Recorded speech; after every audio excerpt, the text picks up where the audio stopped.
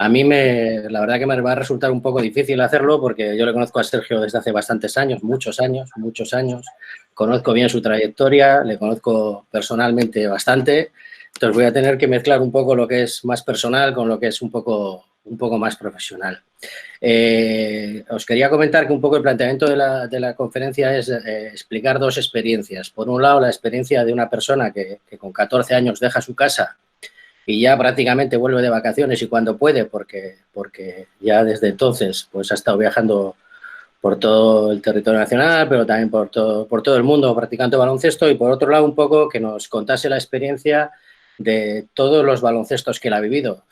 Sergio es una persona que ha vivido en un centro de formación de alto rendimiento desde los 14 años, que luego ha estado en un club muy especial como Estudiantes, que luego ha estado en 3 de los clubes más históricos y que pelean por todo en Europa en 3 baloncestos diferentes, como es el Español con el Real Madrid, en Rusia con el CSKA de Moscú y en Italia, donde está ahora mismo con el Olimpia, que además tiene la experiencia de haber pasado por 4 equipos de la NBA y que además tiene la experiencia de estar participando en todas las selecciones nacionales, de forma que él lleva desde, pues desde muy joven compitiendo al máximo nivel en deporte, en baloncestos muy diferentes, que como le decía yo el otro día, digo, prácticamente cuando acabes en Italia, como te vayas a Turquía o a Grecia, has pasado por todos los grandes baloncestos del mundo, ¿no? Entonces yo creo que esa experiencia de cómo son estos baloncestos diferentes, pues yo creo que nos puede enriquecer a todo el mundo.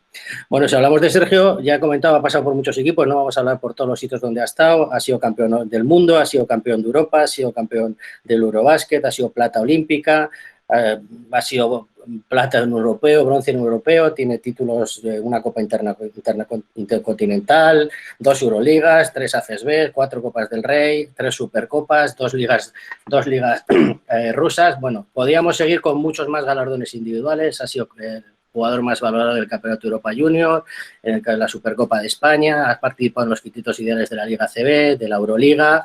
Bueno, estamos hablando de un jugador del más alto nivel, ¿no? Yo sí que voy a compartir con vosotros un segundito un vídeo para no hablar del currículum de Sergio, aunque no es un vídeo que está ahora mismo, está actualizado al día de hoy. Yo creo que sí que nos refleja un poco lo que es la trayectoria de Sergio en el baloncesto. Yo creo que es un vídeo que dura solo 3 minutitos y espero que lo veáis bien.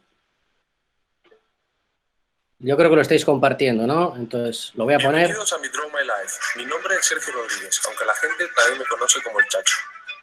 Nací un 12 de junio de 1986 en Santa Cruz de Tenerife, en las Islas Canarias. Mi padre, Sergio y Pucci, son maestros de primaria y se conocieron en un partido de baloncesto. Era evidente que yo llevaría el amor por el básquet en la sangre.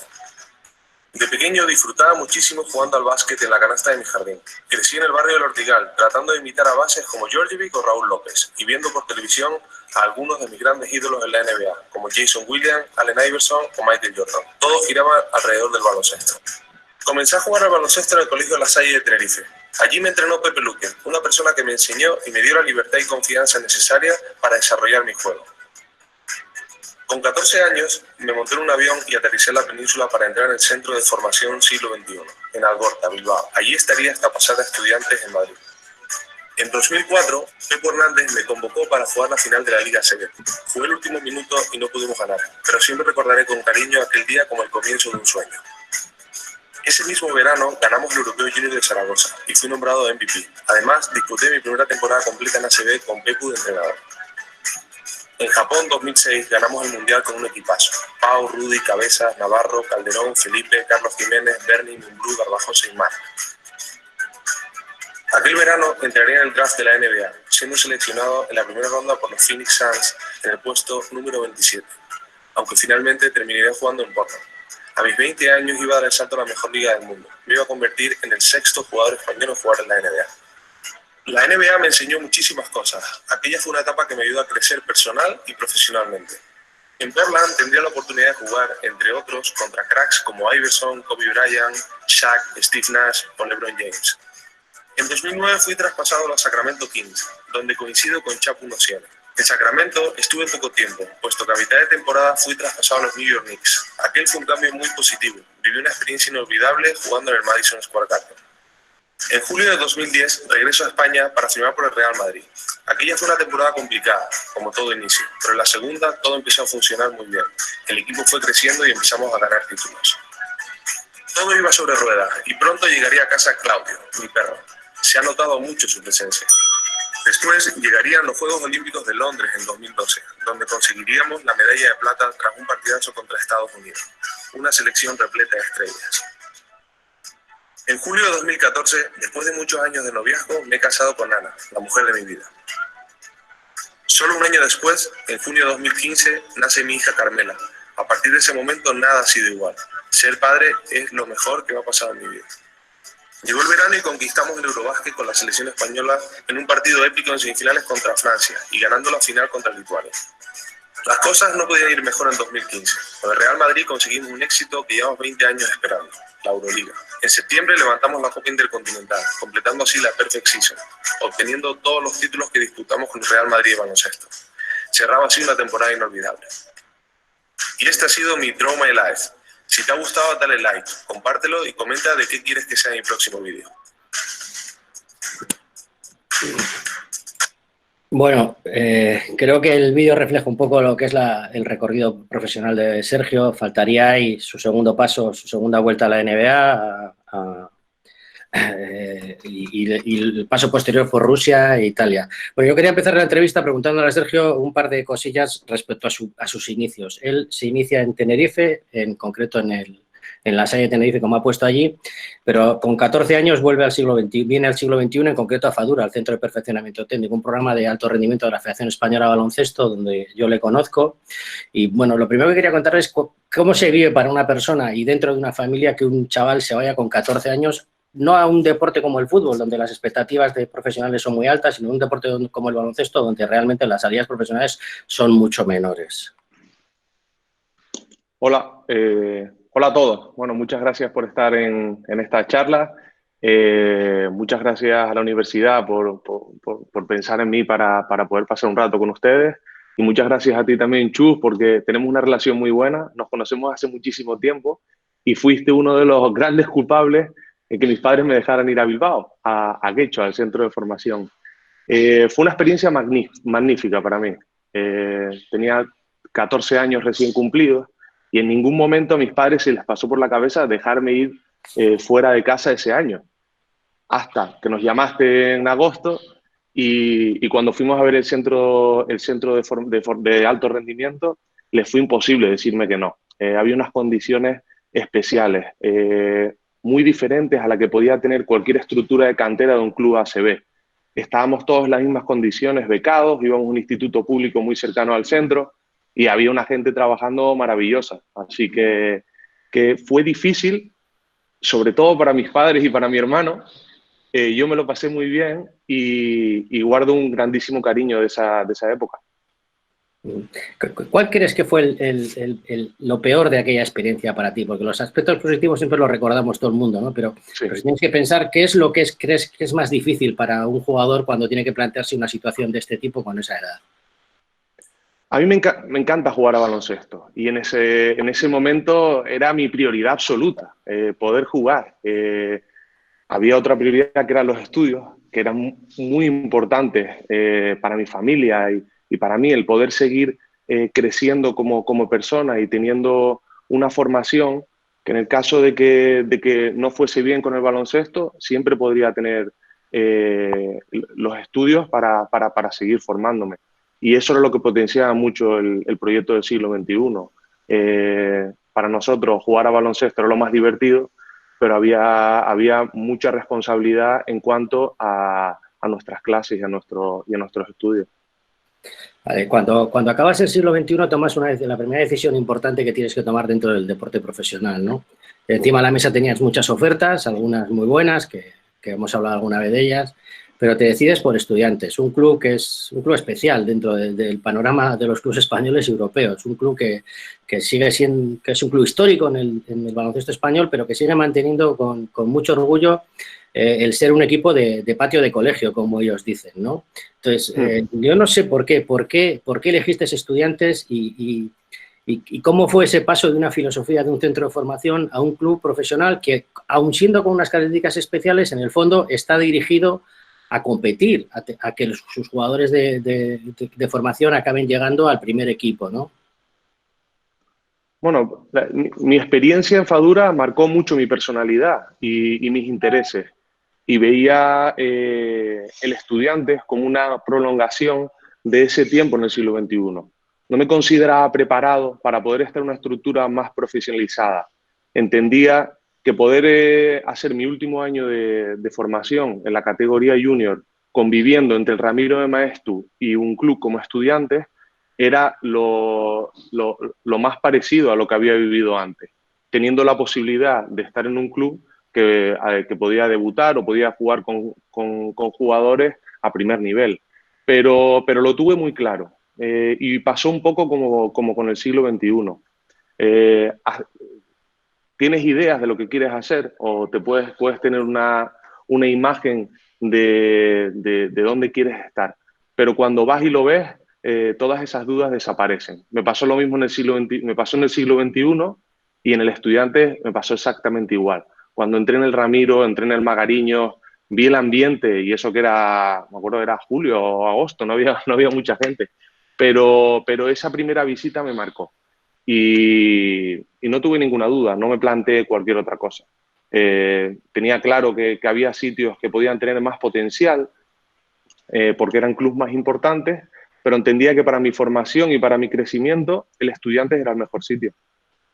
Es curioso lo que estás diciendo porque tú eres un jugador que se ha adelantado mucho en muchas etapas de tu vida profesional. Has estado muy joven en muchos sitios, ¿no? Como has dicho antes, por ejemplo, llegaste a la NBA con 20 años, que en Europa eso es... Sí. Bueno, pues ahora se ha dado el caso de Doncic, que es un caso muy particular, pero los jugadores normalmente europeos llegan un poco más tarde.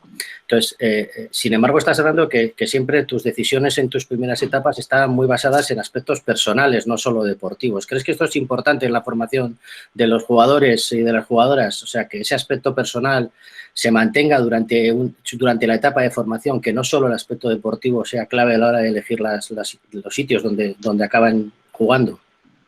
Yo creo que en etapa de formación es muy importante el entorno.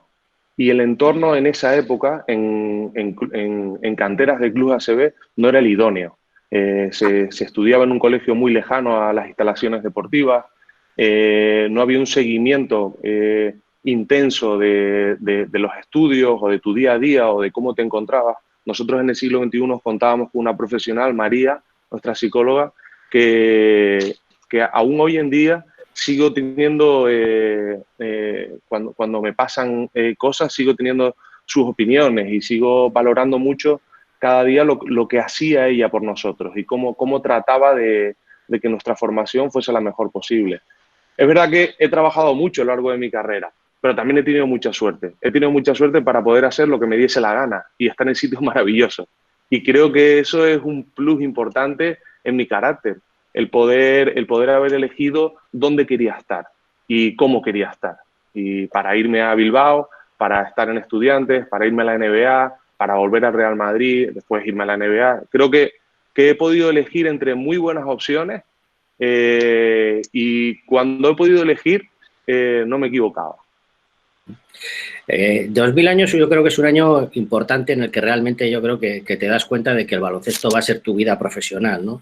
Es el año en que ganáis la medalla de oro en el Campeonato Europeo Sub-18 con un entrenador de Bilbao, con Chus Vidorreta, al que muchos de los que estamos aquí le conocemos y le apreciamos un montón. Un entrenador que yo creo que también es importante en tu carrera profesional por la seguridad que te da. Y además ese año eres nombrado jugador revelación de la temporada. Aunque habías tenido otras experiencias a nivel de selecciones en categorías inferiores, yo creo que es tu primera gran experiencia a nivel de selecciones, ¿no? Y bueno, hablando un poco de eso, de los distintos baloncestos que hay, sí que me gustaría que hablases un poco sobre las diferencias que hay entre un club y una selección, cómo se vive desde dentro y qué es una competición y cómo se viven estas competiciones internacionales desde el aspecto de club y desde el aspecto de selección, ¿no?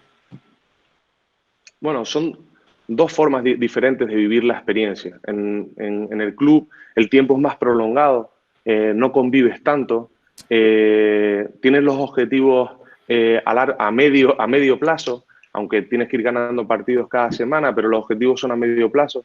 En la selección todo es mucho más intenso. Convivimos durante 2 meses,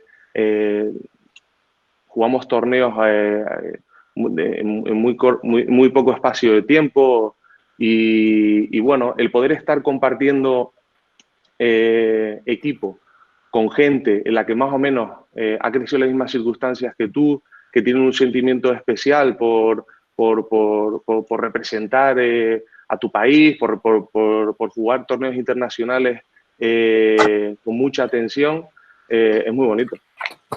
Lo que te decía también, ahí recibiste tu primer gran premio a nivel personal, ¿no? El MVP de ese Campeonato de Europa. ¿Qué papel crees que tiene y qué valor le dais los jugadores a esos premios internacionales? Porque siempre que se os entrega un premio decís que lo importante es lo colectivo, pero bueno, yo creo que una cosa es lo que se dice de cara al público, pero ¿tienen valor estos premios de cara a la carrera profesional de un jugador o no? Sí tienen valor. Pero lo más importante es ganar. Si no ganas, no hay ese premio. Entonces, tienes que poner todas tus fuerzas para intentar que el equipo lo haga lo mejor posible y que puedas conseguir el objetivo común. Creo que ese MVP sí me dio la puerta a poder jugar en Estudiantes al año siguiente. Si no hubiésemos quedado campeones y no hubiese tenido ese trofeo, para el Estudiantes habría sido más difícil darme la oportunidad y ser segundo base del primer equipo. Pero pienso que como satisfacción personal y a lo largo de toda mi trayectoria, siempre ha sido más grande cuando ganábamos como equipo que cuando recibía un premio individual. Mira, en el año 2006 yo creo que es otro hito importante en tu carrera. Os proclamáis campeones olímpicos en Japón, campeones del mundo en Japón, y das el salto a la NBA, además, dentro de la primera ronda del draft, ¿no? Yo creo que esto es un año ideal para cualquier jugador de baloncesto. Creo que pocas cosas se pueden conseguir en un mismo año como esas dos en el mismo año, ¿no? Entonces, sí, ¿perdona? Dime. ¿Qué supuso aquel campeonato del mundo, ¿no? Yo creo que aquí, desde los que somos aficionados al baloncesto, lo vivimos como un campeonato muy especial, pero no sé cómo se vivió desde dentro. Yo creo que es uno de esos hitos del baloncesto español que difícilmente se repetirá por cómo se dio, ¿no? Sí, en las condiciones que se dio.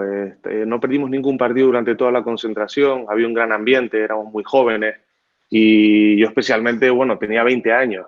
Valoré en su momento quedar campeones, pero con el tiempo lo valoraba muchísimo más. Entiendes la dificultad que es ir a un mundial y ganar. Y fue un año muy especial. Para mí el objetivo, yo pasé a profesional de una forma muy natural. No me lo planteé o no hubo un momento en el que fuese clave en mi trayectoria en formación. Pero sí es verdad que el objetivo era llegar a la NBA. Era lo que siempre había soñado y a lo que siempre había aspirado. Así que un poco eso y después, pues llegar a la NBA quedando campeón del mundo, pues fue un plus en mi primera temporada. ¿Tú crees que ese campeonato del mundo fue importante de cara a que entraras en primera ronda? Luego te quería preguntar también un poco ¿qué te sorprendió del baloncesto americano en comparación con el baloncesto europeo? Nosotros, la gente que lo vivimos desde fuera, o la gente que lo vive desde fuera, pues ve las luces, todo lo que hay alrededor de los mitos del baloncesto americano, cómo se forman esos mitos muy vinculados a jugadores concretos más que a equipos incluso. Sí. Pero desde dentro, ¿cuáles fueron las diferencias culturales y cómo lo viviste? Para mí fue un sueño hecho realidad. Entré en el draft en primera ronda, que es complicadísimo con la gran competencia que hay. Encima entré 2 años antes de la edad que me tocaba y poder estar en una ciudad como Portland fue increíble. Poder entrenar cada día en NBA con todo lo que eso conlleva, jugar partidos, tener la vida de los jugadores que siempre había visto por la tele, que no habíamos tenido el acceso que podíamos haber tenido de jugadores en Europa, fue un shock y lo disfruté mucho. Es verdad que era el único internacional de ese equipo en 2006, de Portland. Al principio me costó un poco, pero con la gran ilusión que tenía de estar en el equipo en la NBA, tengo un grandísimo recuerdo. 2 preguntas que te haría concretas sobre la NBA. Por un lado, si nos puedes decir un poco la diferencia en cómo se trabaja en Europa y cómo se trabaja en los equipos de la NBA. Y segundo, ¿cuál es aquí hay muchas personas que están dentro del grado de CAFIT, algunos eran técnicos en su día de distintas modalidades deportivas. ¿Cómo son las relaciones entre los jugadores y los técnicos? Si hay diferencias entre la relación que mantiene un técnico europeo con su equipo y la relación que mantiene un técnico americano con su equipo. Totalmente. Primero, el sistema de competición es diferente. En la NBA hay muchos más partidos en un periodo de tiempo más corto. Juegas 82 de la liga regular en 6 meses y después tienes el playoff. En Europa el periodo es más amplio, jugamos menos partidos a la semana y importa más cada partido al haber menos. Y el nivel de competición pues es diferente. La NBA es la mejor liga del mundo, donde están los mejores jugadores y hay un día a día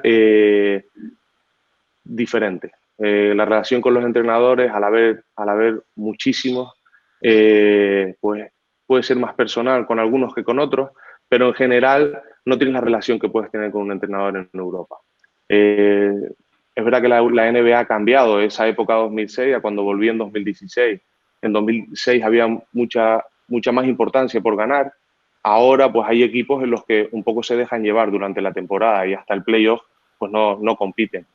Pero sí reconozco que, por ejemplo, el sistema de competición ahora en la Euroliga es mucho más competitivo desde el primer momento.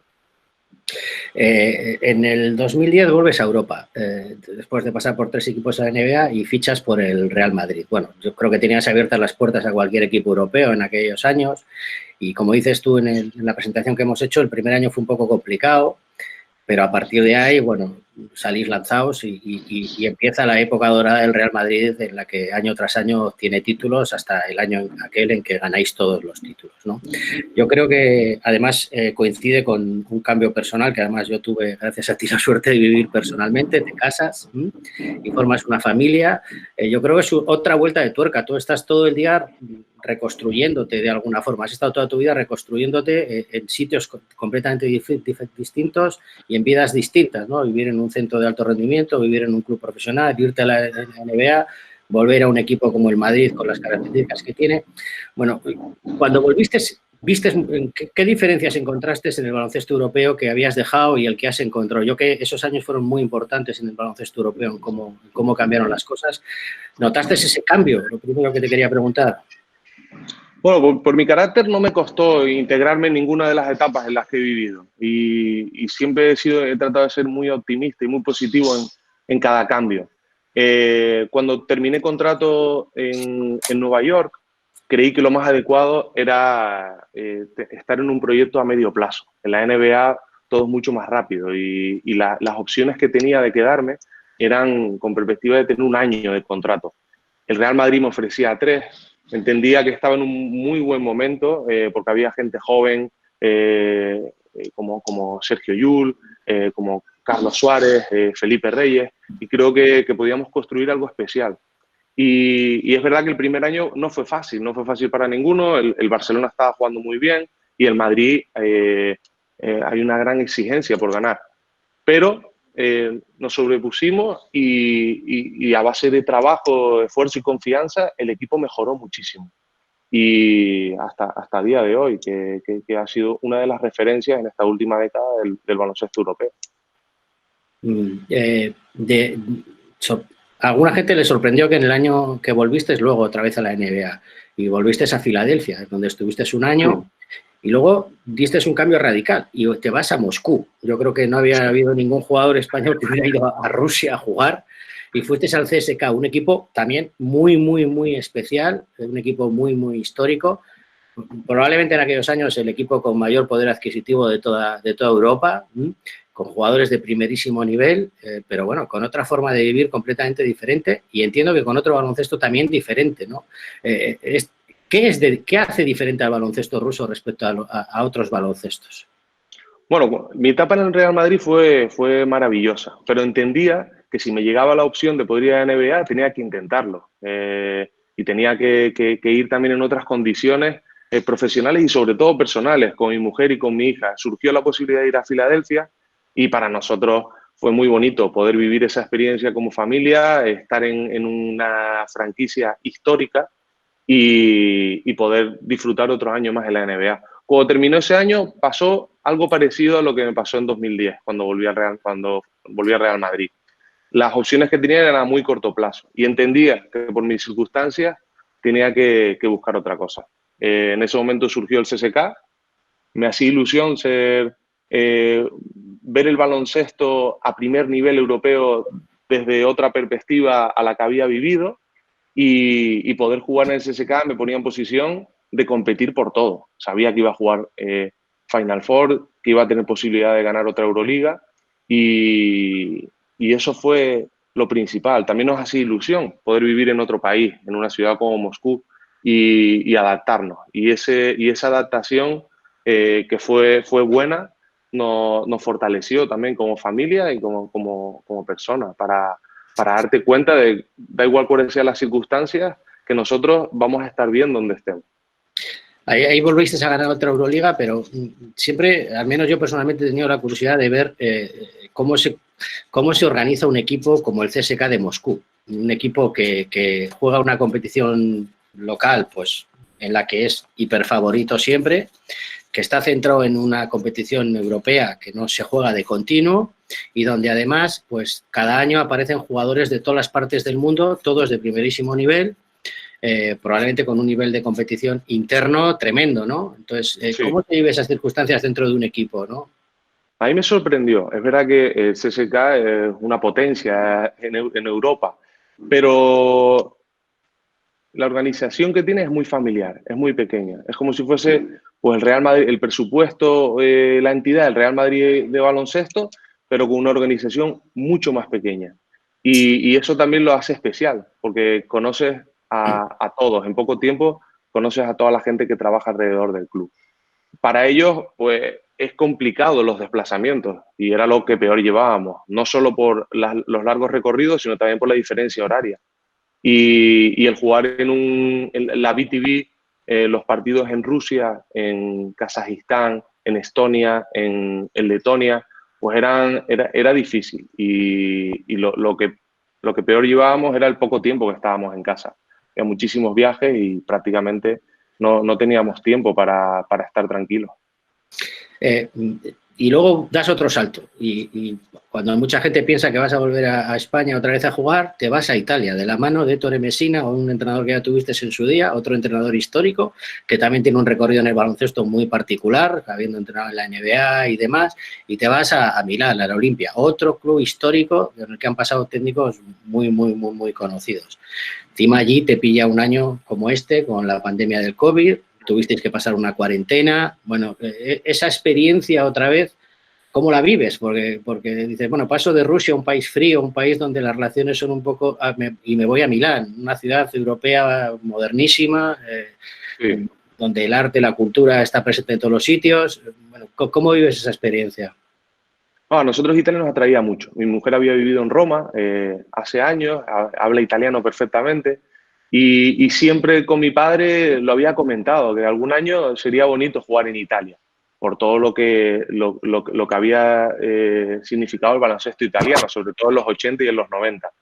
Estoy en un club fantástico. Me ha sorprendido mucho el nivel de la liga, el nivel de atención que tiene los equipos y me ha gustado mucho y me ha dado otra visión respecto a la que tenía en Rusia, por ejemplo, con la BTV. He entendido de la importancia de las ligas nacionales y me ha gustado tener esa visión diferente para también disfrutarlo más. Estamos muy contentos en Milán, nos hemos adaptado muy bien y ha sido una pena, bueno, pues todo este problema que estamos teniendo, pero con vista a estar allí varios años y seguir disfrutando. Estoy muy contento también con Ettore Messina, habíamos tenido una experiencia previa en el Real Madrid, pero trabajar al lado de un grandísimo entrenador que ha conseguido tanto, que ha tenido experiencia en equipos ganadores en Europa, también en la NBA, pues siempre es un plus de formación y poder estar junto a él es una gran ventaja. Desde tu experiencia, ahora mismo hay muchas dudas sobre cómo se van a desarrollar las ligas, la Euroliga y las competiciones. ¿Cómo crees que toda esta situación? El otro día me comentabas cuando estábamos preparando un poco la entrevista que la Liga ya ha dado por concluida la temporada, que incluso sí, tú te has podido desplazar y te han dado libertad para volver, pero bueno, que estáis pendientes de lo que sucede con la Euroliga. ¿Cómo ves que esto, cuál es tu opinión sobre cómo va a terminar esta situación y cómo se va a plantear las temporadas el año que viene? Sí, yo era partidario cuando se suspendió todo al principio de esperar y ver cómo iba a evolucionar todo esto.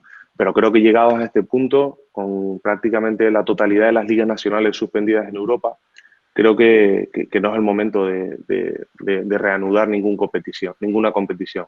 La forma física que tenemos los jugadores va a ser complicado de poder volver a entrenar en unas condiciones similares a las que teníamos cuando paramos. Y no solo eso, sino que si volvemos será para un momento importante del año y creo que no estamos preparados.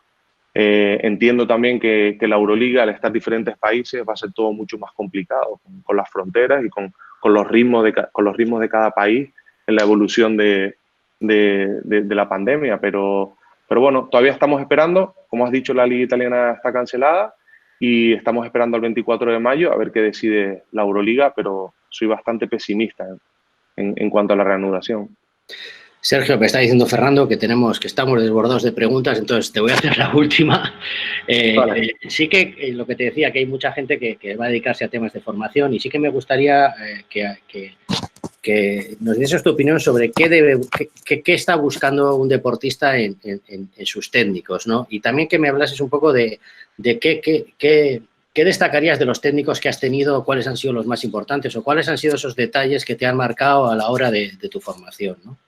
Yo creo que lo más importante de un entrenador es la empatía con los jugadores y con el grupo y saber cuáles son los diferentes momentos por los que atraviesa un jugador durante la temporada. Y eso, cuando se consigue, es básico para el éxito del grupo.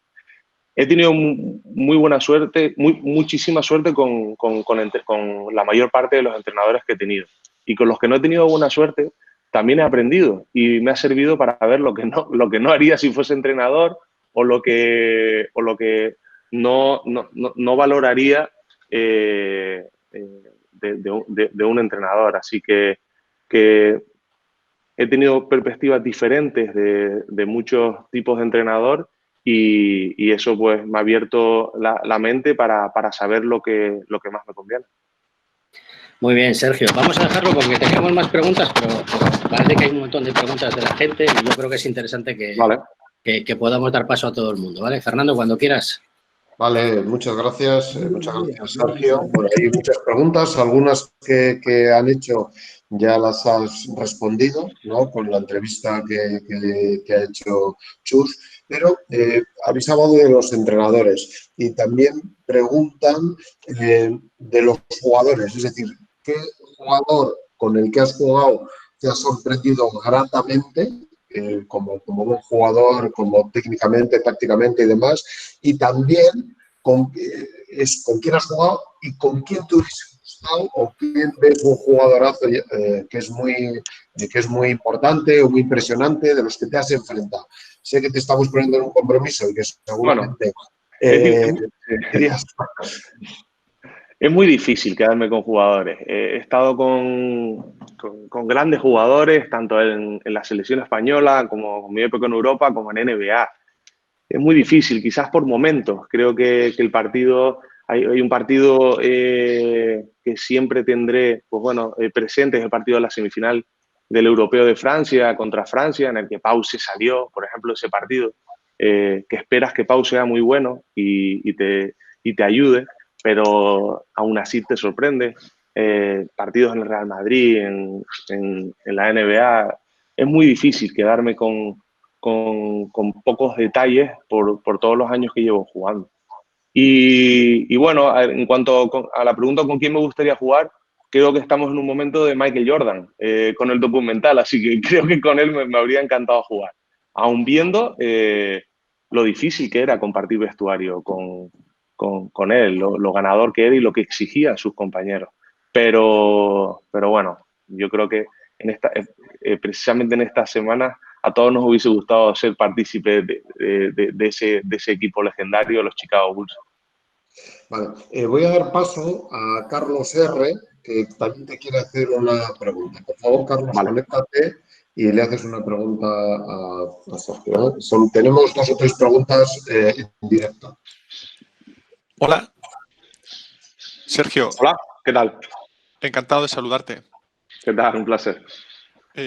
Durante tu etapa en el Centro de Alto Rendimiento Siglo XXI, vivíais encima de la cancha de entrenamiento, si no me equivoco. Sí. quería preguntarte si es cierto que alguna noche cuando las personas que os cuidaban se iban a dormir, si bajabais a tirar y a jugar pachangas a las 12 o a la 1 de la mañana. Alguna no, la mayoría. Es verdad que no teníamos que despertar pronto para ir a entrenar, para ir al cole, pero para nosotros, imagínate lo que era vivir con una cancha de baloncesto de esas características, en un pabellón profesional, con un gimnasio, no me acuerdo si eran 6, 8 canastas profesionales y bueno, creamos bastantes problemas a la gente que nos cuidaba, entre ellos Chus, y también que he visto que está Santiago, casado, pero lo pasábamos muy bien. Y no solo por las noches, también muchas veces nos despertábamos antes de ir al cole y bajábamos a tirar o jugar unos contra unos. Y cuando tienes esa posibilidad de estar con gente de tu edad a primer nivel en tu categoría y poder tener todo ese tiempo para mejorar, al final se nota. Pero me han comentado que los que iban en tu equipo siempre perdían, ¿no? Eso es imposible. Creo que le conoces a quien te está haciendo la pregunta. Ah, pero no lo he visto. Ah, coño. Carlos, ¿qué pasa? No sabía que te habías metido.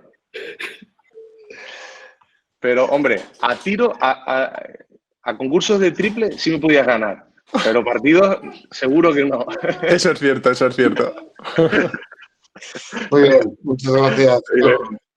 Me preguntan también que, Sergio, que si crees que el año que viene te podrás juntar con Marcos Bellinelli en el Milán. No sé si no lo sé.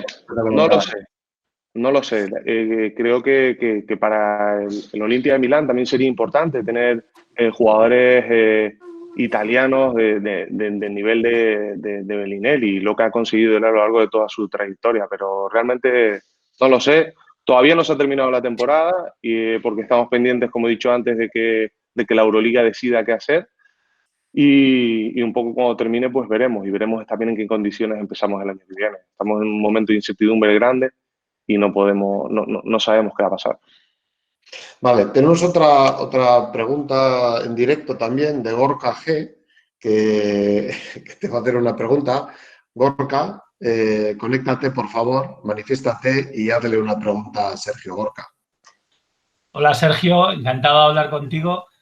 Yo tengo una anécdota porque yo te vi, la primera vez que te vi fue en aquella etapa del siglo XXI y recuerdo una anécdota en un clinic, creo que era con Lolo Sainz, en el que, bueno, os sacó de voluntarios y te sacó a ti de voluntario, concretamente que tendrías 15 años, y te pidió hacer unos ejercicios pues bastante difíciles y todos y cada uno de los ejercicios acabaron en canasta y nos quedamos súper sorprendidos y todos nos miramos, oye, apunta ese nombre, no sé qué, y fíjate lo que ha dado de sí aquel chaval que metía todo.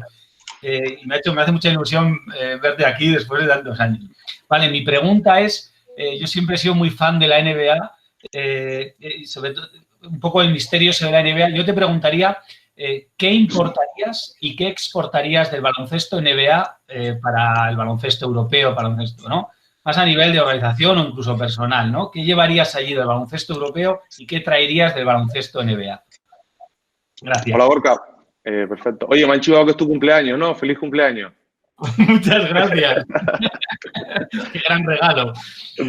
No me acuerdo del clinic, pero sí, en esa época estábamos para lo que fuese.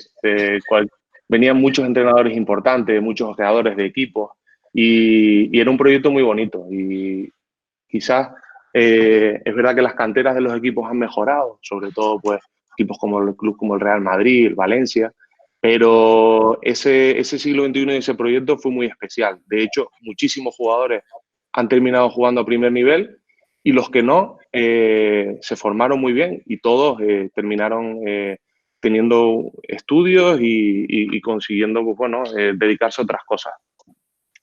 Respecto a la pregunta, creo que la NBA lleva muy bien el tratamiento a los jugadores y cuenta con ellos para cualquier cosa. Y de ahí que los jugadores pues respondan con mucho tacto y empatía a cualquier decisión de la propia liga.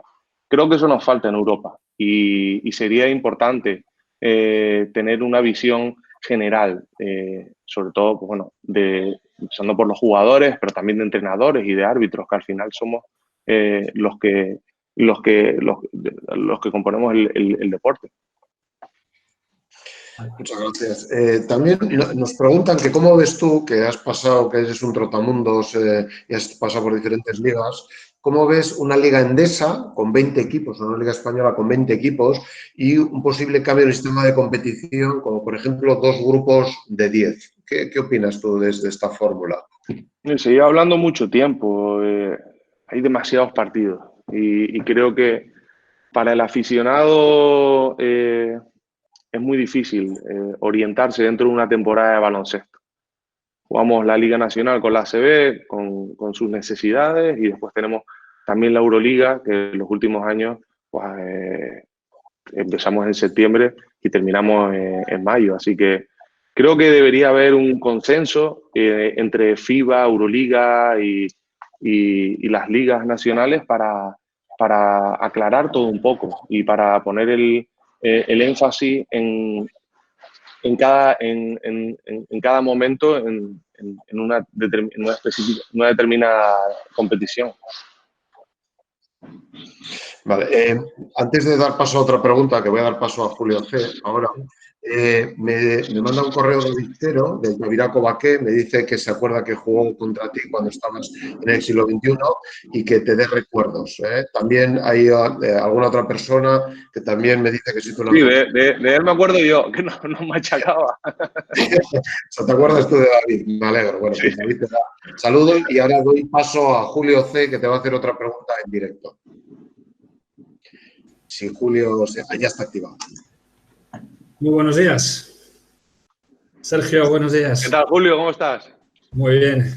Muy bien. Aparte de convivir contigo unos cuantos años y tener que apagar las luces del pabellón más de una vez a las 3 de la mañana, cuando luego Chus nos llamaba para que, bueno, de alguna forma el centro siempre tuviera un funcionamiento ordenado, pues sí me gustaría transmitir que a veces los entrenadores tienen la fortuna de poder entrenar a deportistas con un nivel de talento excelente. Quiero darte recuerdos de 2 personas que estos días me han dicho que por favor te doy un abrazo fuerte. Una es Jordi Villa, que es el asistente personal de Sergi Ibaka, Billy Beino, con el cual coincidiste en los Portland Trail Blazers, y Francisco García, que fue compañero tuyo en Sacramento Kings, que luego fue a los... Sí. Me han dicho que te doy un abrazo muy fuerte a los 3. Sergio, voy a ser breve. Simplemente me gustaría hacerte una pregunta. Después de todas las experiencias que has tenido, ¿dónde ha sido el lugar, el equipo o la franquicia donde has tenido la percepción de que al deportista se le arropa mejor? En cuanto a entrenamientos individualizados, en cuanto al trato personal, preocuparse por lo que hacéis fuera del entrenamiento, fuera de la competición. ¿Dónde te has sentido más arropado en ese sentido? Pues, sin lugar a dudas en la NBA, por las condiciones que tienen y sobre todo por el tiempo libre que hay durante la postemporada. En Europa nos hemos acostumbrado a competir para jugar partidos y ganar, pero no para la mejora individual del jugador. Y eso la NBA es totalmente diferente.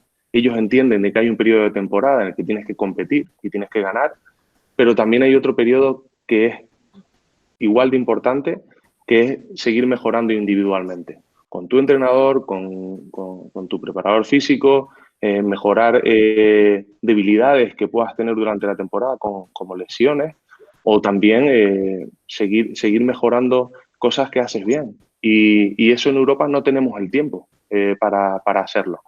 Nos metemos en una vorágine continua de competición y no nos permite progresar y mejorar como jugadores. Muy bien, muchas gracias. Muchas gracias, Julio.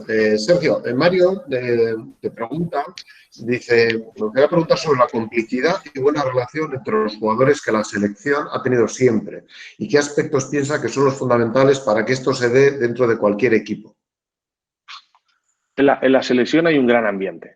Primero porque todos nos conocemos hace mucho tiempo, todos vamos con la misma ilusión, y también, que es muy importante, porque casi siempre ganamos y eso crea muy buen rollo. Los últimos 20 años se han conseguido muchísimos éxitos Y cuando construyes algo durante tanto tiempo, al final ya sale por inercia. Y cada vez que hay una concentración, pues hay una gran ilusión por estar y poder compartir ese mes y medio, 2 meses con tus compañeros para lograr el objetivo común, que siempre es ganar. Vale, también preguntan que con la situación que estamos viviendo ahora, que tal vez se retome tanto el fútbol como el posible baloncesto, competiciones a puerta cerrada, es decir, sin público. No te voy a preguntar qué opinas de eso, sino para el jugador, ¿qué sensación podría tener de no tener a nadie y jugar un partido profesional a tener al público, el ambiente y todo eso, ¿no? Es decir, bueno, sirve para mayor concentración, para menos, se va a distorsionar a los jugadores. ¿Tú qué opinas desde la perspectiva del juego, del jugador? Hombre, yo creo que todos tenemos que tener claro que es una situación extraordinaria, ¿no? Y como tal, pues hay que buscar las soluciones que se puedan para continuar con nuestro día a día.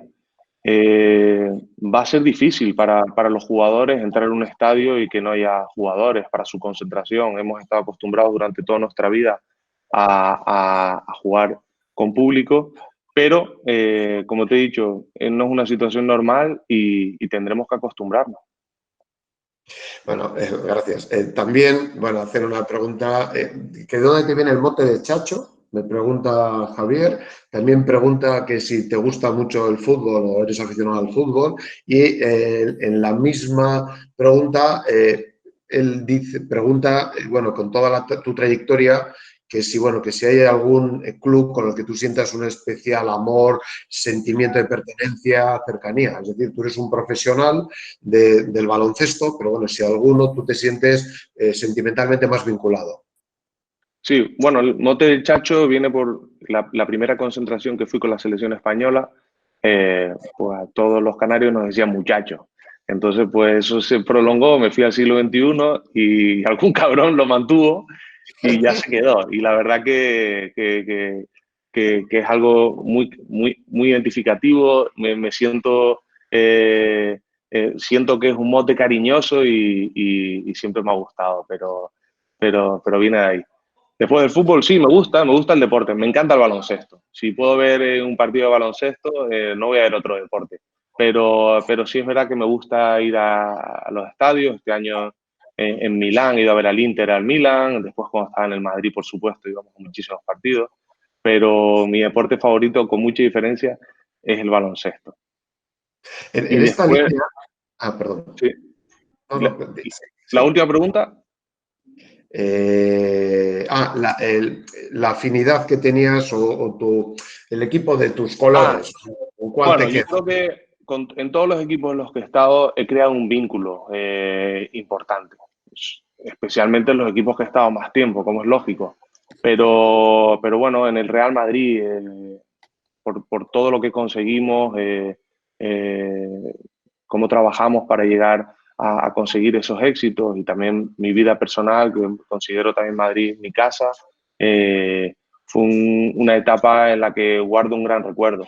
Pero de todas, en la NBA, por supuesto en el siglo XXI, en Estudiantes, también en Moscú y ahora en Milán. En todos los sitios creas vínculos y es difícil no tener un buen recuerdo de los sitios donde has estado. Me preguntan también sobre las diferentes aficiones, ¿no? Es decir, pasamos, a lo mejor ahora jugamos a puerta cerrada, ¿no? Pero las aficiones, ¿no? Las diferentes aficiones. ¿Cómo son los aficionados rusos? ¿Cómo son los aficionados de Estados Unidos? Españoles, italianos y tal, ¿no? Fíjate que a mí una de las cosas, yo estuve viendo un partido en Nueva York de los New York Knicks contra los Minnesota Timberwolves y una de las cosas que a mí me sorprendía es que en la grada había movimiento. Y yo no entendía el movimiento hasta que vi que la gente se levantaba a comprar. Y luego volvía. Y en España, no, aquí nos sentamos y vemos el partido. Y en el descanso nos levantamos al cuarto de baño, a comprar, a lo que sea. Y eso nos sorprendió. Y es verdad que también en la NBA, cuando vas a comprar y estás esperando la lista para el perrito caliente o la Coca-Cola, tienen pantallas donde vas viendo el partido a la vez. Pero, claro, la afición yo la vi como un poquito, el partido que yo vi un poco más fría, ¿no? Y parece que los tifosi, ¿no? Los italianos son más vehementes. O sea, eso, ¿qué comparativa nos podrías hacer? Es verdad que en la NBA el partido lleva un ritmo diferente al que puede llevar en Europa. Hay muchos más tiempos muertos, mucho más descanso. Un partido NBA suele durar entre 3 horas y media. Nosotros estamos acostumbrados al fútbol, que son 45 minutos, descanso y 45 minutos, y no tenemos ese tiempo para poder hacer otras cosas. En baloncesto europeo hay más parones, pero nada que ver con la NBA. Entonces, pues eso te implica, pues, tener que estar, no poder estar distraído en cualquier durante el partido. Pero cada cosa tiene su parte buena. El ambiente que pudiste vivir en el Madison es muy especial, y eso también tiene su parte especial. Sí. Has hecho antes también referencia a los diferentes tipos de entrenamiento que puede haber en la NBA o en Europa. Y preguntan si tal vez en la NBA sea más individual en los entrenamientos que hacéis y en Europa se tiende más a lo colectivo. Sí puede ser. En la NBA se focaliza mucho en el tema individual. Hay parte durante temporada, hay parte de grupo, una parte importante del entrenamiento, pero también antes y después hay entrenamientos organizados individuales. En Europa no, en Europa es diferente. Normalmente tienes el entrenamiento de grupo con el equipo y después, si quieres ir antes o después, vas un poco por libre. Puedes quedar con algún entrenador para hacer algún ejercicio, pero no está tan organizado como en Estados Unidos. Vale. Iker Navea, que también coincide contigo en el siglo XXI, que es de la producción del 81, sí. también te manda recuerdos. Bueno, es que tenemos muchísimas preguntas y no me va a dar tiempo a todo, porque yo creo que ya estamos Es verdad que también, bueno, varios han coincidido en el tema de China y de haber ido o no haber ido. Sería la última pregunta. Esa decisión, ¿qué nos cuesta? Una decisión difícil, pero también mi último año en SSK fue muy complicado. Nosotros fuimos padres de nuestra segunda hija en agosto, el agosto anterior. Hubo un periodo importante del año que mi mujer se quedó en España. Hubo mucha presión durante el año alrededor del equipo, y una vez ganamos la Euroliga, tuve un vacío grande y necesitaba desconectar. Hay veces que tienes que tener prioridades, porque si no te desinflas, y entendía que era el momento de parar. No era bueno para el equipo tenerme en estas condiciones, y así lo entendí. Y me vino bien para descansar, para pasar un tiempo diferente, un verano diferente con la familia, y también al equipo le vino muy bien porque quedaron campeones del mundo. Así que creo que fue importante tomar esa decisión y saber que tenía que parar por físico, pero sobre todo de cabeza. Era un momento delicado y quería estar tranquilo, quería replantearme dónde quería jugar al año siguiente y tomar la decisión con cierta calma. Muchas gracias, Sergio. Bueno, siento no hacerle más preguntas a Sergio. Hay muchísimas preguntas todavía en el aire. Le agradezco mucho su disponibilidad. Me gustaría que Chus diese el cierre ya. Bueno, muchas gracias a todos. El próximo año ya estamos preparando más masterclass para el próximo curso. Ya tenemos algunas fechas, componentes y demás. Os iré informando en septiembre un poco del planning que tengamos. A todos, muchas gracias por vuestra asistencia, y Chus, te cedo la palabra para que por favor cierres y ya nos vayamos despidiendo. Muchas gracias a todos. Yo Sergio, sobre todo quería dar importancia a una cosa que yo vi en ti desde el primer momento. Yo a Sergio le vi la primera vez en un campeonato de España. Bueno, la primera vez habíamos visto algún vídeo, pero la primera vez que le vi en directo fue en un campeonato de España infantil Blanes, o en Lloret, no recuerdo si era Blanes o Lloret. Creo que era Lloret, sí. En Lloret, allí hablé con tus padres la primera vez, que tu madre casi se muere, según hablábamos con ella, casi se muere, te llevan a niño. Pero Sergio, no sé si le veis ahora mismo, pero yo sobre todo quería destacar de él dos cosas, ¿no? Una es que yo he visto poca gente con tanto amor al baloncesto. Sergio es de los que hay que sacarle de la cancha siempre. Y lo segundo que quería destacar de él es algo que se le ve en los ojos. Es un tío feliz y lo ha sido siempre. O sea, es un tío que disfruta muchísimo. Y esa mezcla de disfrutar y ser feliz con el baloncesto yo creo que ha tenido mucho que ver en tu éxito, ¿no? O sea, yo creo que tú has construido tu felicidad alrededor de lo que más te gustaba, que era el baloncesto, ¿no? Y no sé si eso lo sigues manteniendo igual que antes o se va perdiendo en la carrera profesional de un deportista. Yo lo sigo manteniendo. Es verdad que te puedo apetecer más. No sé si en las ligas ves jugadores que han perdido esa ilusión y que ya juegan como una profesión y no tanto con esa ilusión. Yo creo que también ahora hay más distracciones que cuando yo empecé. Pero sí lo noto. Hay jugadores que se les ve, que disfrutan. Y en mi caso particular, a medida que van pasando los años, pues te puede costar más ponerte a entrenar o correr o hacer algún esfuerzo físico. Pero en el momento en que cojo la pelota, eso se acaba. Y mientras lo siga disfrutando tanto, va a ser difícil terminar con mi carrera. Pues muchas gracias, Sergio. Ha sido un placer para mí. Espero que me haya disfrutado y haya cubierto las expectativas que tenía todo el mundo. Gracias. Muy bien. Muchas gracias.